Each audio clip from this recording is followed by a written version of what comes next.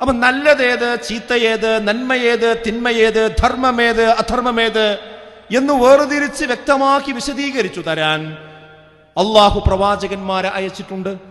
അതിൽ അന്തിമ പ്രവാചകനാണ് മുഹമ്മദ് നബി സല്ലല്ലാഹു അലൈഹി വസല്ലം. ആ പ്രവാചകൻ സല്ലല്ലാഹു അലൈഹി വസല്ലമക്ക് അവതീർണമായ ഗ്രന്ഥമാകുന്നു വിശുദ്ധ ഖുർആൻ. ആ വിശുദ്ധ ഖുർആനാണ് മാനവരാശിയുടെ ഗൈഡ് ലൈൻ എന്ന് പറയുന്നത്. നമ്മുടെ ഗൈഡ് ലൈൻ എന്ന് പറയുന്നത് വിശുദ്ധ ഖുർആനാണ്. ആ ഖുർആൻ നന്മയാണെന്ന് പറഞ്ഞതാണ് നന്മ. ആ വിശുദ്ധ ഖുർആൻ തിന്മയാണെന്ന് പറഞ്ഞത് തിന്മയാണ്. ആ ഖുർആൻ അധർമ്മമാണെന്ന് പറഞ്ഞത് അധർമ്മമാണ്, ധർമ്മമാണെന്ന് പറഞ്ഞത് ധർമ്മമാണ്.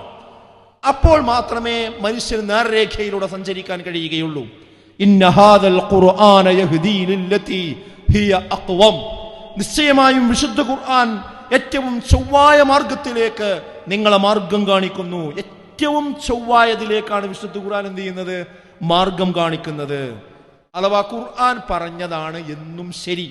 ഇന്നലെ ശരി അതാണ്, ഇന്നതാണ് ശരി, നാളെയും അതായിരിക്കും ശരി, ഈ ലോകാവസാനം വരെ അതായിരിക്കും ശരി.